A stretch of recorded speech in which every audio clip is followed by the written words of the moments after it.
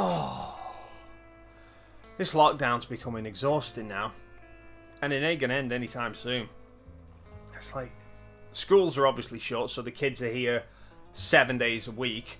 So they're up at the crack of dawn, which means I can get no work done during the day, because obviously got to look after them. So I can't really start doing any video work and editing until like the night once they've gone to bed, which is like 7 or 8 o'clock. So I'm up until like 1 or 2 in the morning, and then up at the crack of dawn. Oh, it's exhausting, but hey ho, crap situation, but gotta go with it. Anyway, this video I want to discuss vlog setups, specifically the front-facing screen, or the flippy screen as most people refer to it. Hell, if you watch Camera Conspiracies, you're definitely familiar with the idea of a flippy screen. It is a really handy tool to have if you're in this scenario where you're videoing yourself, because it helps you to see what you're doing. In this sort of setup where you're static and the camera's static, it's not too bad because you can kind of set the framing up before you start and then just roll with it. But then throughout the whole time you're filming, you are kind of hoping and praying that the camera's still going and that it's not focused off on something else, etc. So having a camera with a front-facing screen is really handy at times because it means dead easy, you've got a constant view of what you're doing. Usually for these video setups I would use this A6400 because it has a screen that flips up and over. I've only not using it today because, well, I want it in the video. So I'm using the A7 III today and I'm having to keep an eye on myself using my phone. Not the most ideal. But having the screen down here on my knee isn't really the best thing because I keep wanting to look down at my phone to make sure that everything's okay, and obviously if I'm looking down here, I'm not looking at you. And that's really what I want to focus on in this video, because really there's two types of flip screen design that you mostly see on the market. Cameras either have a screen like this, which flips up and over the top, or they have ones that articulate round to the side. And I want to discuss why I think that the flip up and over is actually better than the flip round to the side. There is one obvious drawback to a flip up and over, which is that your hot shoe mount is on top of the camera as well. So if you want to attach a microphone to the top of your camera, it's then going to block your screen. There are workarounds to that. I have an L bracket for this, which has a little cutout for a microphone to fit onto the side. Or you can get little extender arms which move the shoe from its normal position to one side or the other. You don't need to faff with that with a side flip out screen because obviously the microphone's going to be nowhere near the screen. So that might seem like the more logical setup. But for me there is one big downside to the side flip screen versus an up and over. And that is the eye contact. One important thing about making videos is obviously trying to engage with your audience. And if I was having a conversation with you face to face, I'd be looking you straight in the eye. And obviously you guys are down here, down the camera. So I need to be constantly looking down the lens. But obviously while you're filming all of this, you want to make sure that everything's still going okay. So you do occasionally end up glancing at the screen. Now, perhaps you're someone that has really good peripheral vision and you don't actually need to look away from the lens to see what's happening on the screen.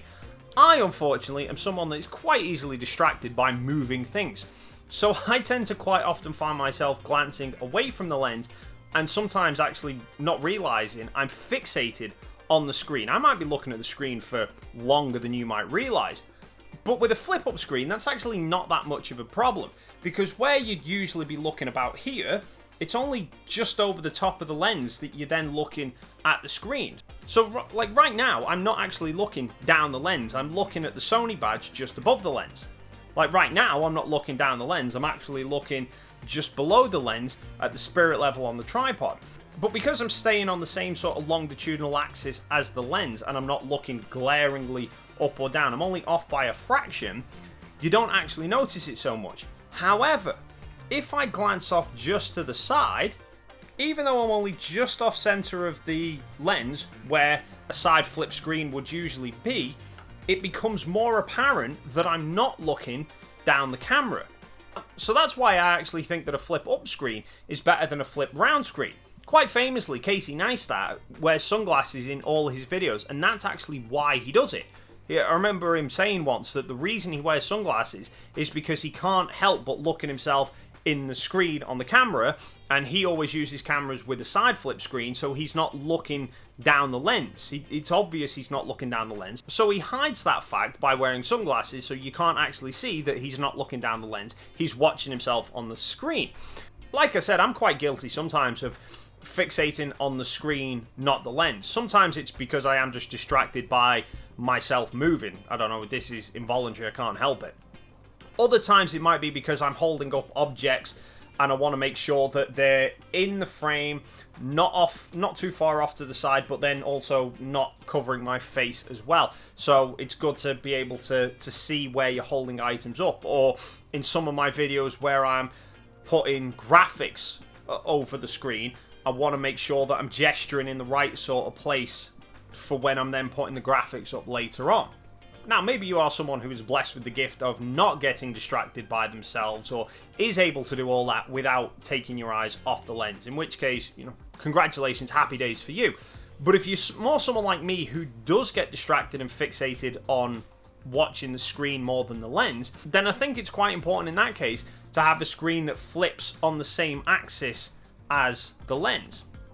Although admittedly not down, because that's just Canon M5 territory, and we all know how that one turned out.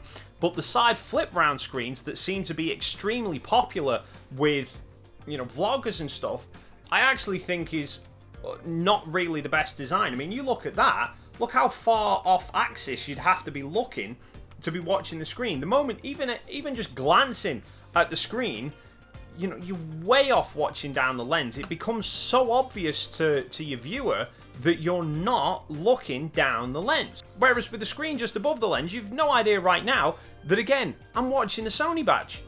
Now, arguably, this is more a problem if you're someone who needs the flip screen for shooting themselves in video, rather than just taking selfies of yourself, because you can compose the image looking at the screen and then look down the lens. Although most people tend to forget that.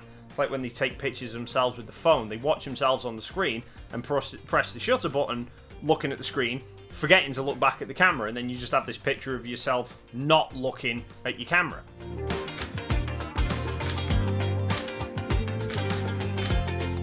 So for me, the perfect camera would actually have a screen that flips up and over. The biggest problem with all this then becomes the viewfinder.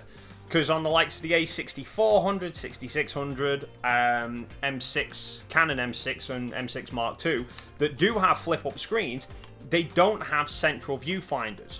The Canons don't even have a built-in viewfinder if they've got a flip-up screen. You've got to have an additional attachment, and the Sonys that do have it off-centered to the side, which I personally really like because it means my nose doesn't crash into the screen. But because of the narrow profile of the body, and obviously you've got the sensor right here, if you want to put the viewfinder straight across the center of the lens like a more traditional SLR, it needs to be raised up in its own housing, and then obviously it's got quite a distance for the screen to then have to try and flip up and over. I think the only camera I've ever seen that works around that was the Sony A99s with the SLT cameras, which had that really kind of kung fu ninja flip screen. Which, okay, is arguably a bit overly complicated. Maybe they should just have it where you have a central viewfinder that you can spin round, and then you could just kind of see a little picture of yourself in the viewfinder. That might be a solution. Hey, come here.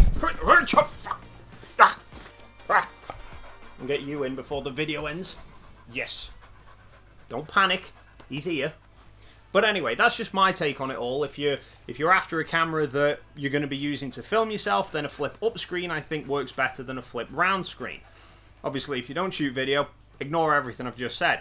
But what do you make of it all? What would be your solution to the perfect flip round, flip up screen setup? Leave your thoughts and comments in the box down below. While you're down there, if you haven't already, make sure you hit the subscribe and the like button as well. Thank you so much for stopping by, and hopefully I will see you in the next video.